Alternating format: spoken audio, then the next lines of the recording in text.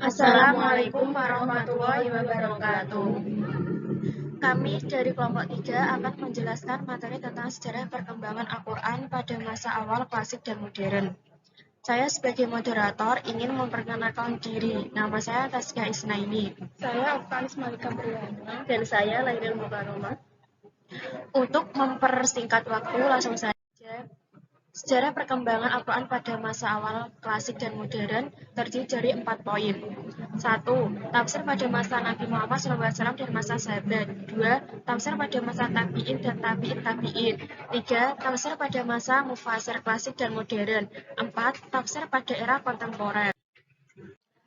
Tafsir pada masa Nabi Muhammad SAW dan masa sahabat Nabi. Pada masa Nabi Muhammad SAW, penafsiran ayat-ayat Al-Quran menjadi otoritas beliau. Namun, beliau hanya menafsirkan ayat-ayat Al-Quran yang dianggapnya penting dan yang ditanyakan oleh sahabatnya. Oleh karena itu, tafsir dari beliau hanya sedikit, dan sumber penafsiran beliau adalah ayat-ayat Al-Quran dan Sunnah. Pada masa sahabat, penafsiran sahabat memiliki 4 sumber, yaitu ayat-ayat Al-Quran, Sunnah Nabi, pendapat sahabat sendiri, dan Israiliyah. Sahabat menafsirkan ayat-ayat Al-Quran dan dengan pendapatnya atau Israiliyah ketika mereka tidak menemukan penjelasannya dari Al-Quran atau dari Sunnah. Tabi'in menafsirkan ayat-ayat Al-Quran dengan pendapatnya atau dengan Israiliyah ketika mereka tidak menemukan penjelasannya dari Al-Quran atau dari Sunnah atau dari pendapat sahabat. Akan tetapi, penafsiran ayat-ayat Al-Quran pada masa Nabi dan sahabat diketahui dari mulut ke mulut, karena kodifikasi tafsir dilaksanakan pada akhir masa kerajaan Umayyah. Meskipun kodifikasi itu masih dalam bab khusus dalam kitab-kitab hadis, sesudah itu barulah perkembangan kodifikasi tafsir dilaksanakan secara terpisah dari kitab-kitab hadis ke kitab khusus untuk tafsir. Tafsir pada masa tabi'in dan tabi'it tabi'in. Tabi'in mulai banyak menggunakan sumber-sumber Israiliyah, terutama untuk menafsirkan ayat-ayat yang berupa kisah yang diceritakan Al-Quran secara global. Dan penafsiran ini berkembang sampai tahun 150-an Hijriah, dan era ini disebut era formatif. Sehingga pada masa ini Al-Quran relatif masih sangat terbuka untuk ditafsirkan dan belum banyak mainstream pemikiran yang berbeda, kecuali beberapa kasus saja yang ada di masa tabi'in. Tabi'in yang terkenal adalah murid-murid Ibnu Abbas dan Ibnu Mas'ud. Yang meriwayatkan tafsir dari Ibnu Abbas ialah Mujahid Ibn Jabr, At-Ta'ib, Abi Rahah, dan Ikrimah Maula Ibnu Abbas. Yang paling banyak meriwayatkan dari Ibnu Abbas adalah Ikrimah, dan yang paling sedikit adalah Mujahid. Kemudian yang meriwayatkan dari Ibnu Mas'ud ialah Akma'ah An-Nahai, Masruq Ibn Al-Ajda Al-Habdani, Ubaidah Ibn Amr As-Silmani, dan Al-Aswad Ibn Yazid An-Nasri. Ringkasnya, ulama tabi'in terbagi atas 2 golongan. Karena itu, terdapat 2 manhaj aliran, yaitu manhaj muhaddisin menafsirkan dengan manhul dan manhaj aqliyin ijtihadiyin. Para mufasir di masa ini, tabi'in, dalam menafsirkan Al-Quran dengan sumber-sumber sebagai berikut. 1. Ayat Al-Quran. 2. Hadis Nabi Muhammad. 3. Pendapat para sahabat. 4. Keterangan dari ahli kitab, baik Yahudi maupun Nasrani. 5. Ijtihad para tabi'in sendiri. Tafsir pada masa mufasir, klasik, dan modern. Setelah Nabi Muhammad SAW wafat, penafsiran Al-Quran dilanjutkan oleh para 4 sahabat besar.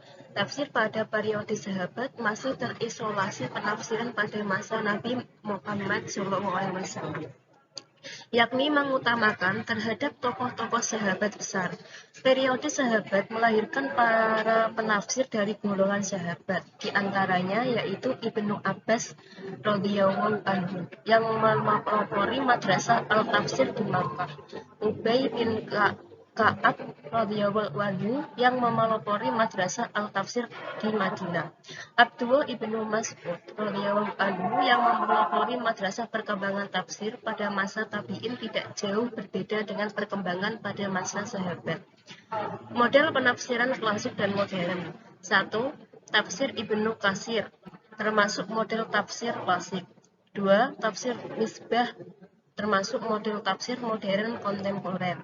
3. Tafsir Fil-Bilalil Sayyid Qutb, termasuk model tafsir modern kontemporer. Contoh penafsiran dengan metode klasik dan modern kontemporer, yaitu tafsir tentang penciptaan perempuan, terdapat dalam Quran Surat An-Nisa ayat 1. Tafsir pada era kontemporer. Tafsir kontemporer ialah tafsir atau penjelasan ayat Al-Quran disesuaikan dengan kondisi kekinian atau saat ini. Pengertian seperti ini sejalan dengan pengertian tajdid, yakni usaha untuk menyesuaikan ajaran agama dalam kehidupan kontemporer dengan jalan mentakwilkan atau menafsirkan sesuai dengan perkembangan ilmu pengetahuan serta kondisi sosial masyarakat. 4 metode tafsir kontemporer adalah metode penafsiran Al-Quran yang menjadikan problem kemanusiaan yang ada sebagai semangat penafsirannya. Persoalan yang muncul di hadapan dikaji dan dianalisis dengan berbagai pendekatan yang sesuai dengan problem yang sedang dihadapinya serta sebab-sebab yang melatar belakanginya. Kemunculan tafsir kontemporer erat kaitannya dengan mulai muncul istilah pembaruan yang dipopulerkan oleh beberapa ulama modern kontemporer yang menginginkan pendekatan dan metodologi baru dan memahami Islam. Resepsi para pembaru memandang bahwa pemahaman Al-Quran yang terkesan jalan di tempat. Alih-alih mereka memandang bahwa metodologi klasik telah menghilangkan ciri khas Al-Quran sebagai kitab yang sangat sempurna dan komplit sekaligus dapat menjawab segala permasalahan klasik maupun modern. Dan beberapa ahli tafsir kontemporer yaitu 1.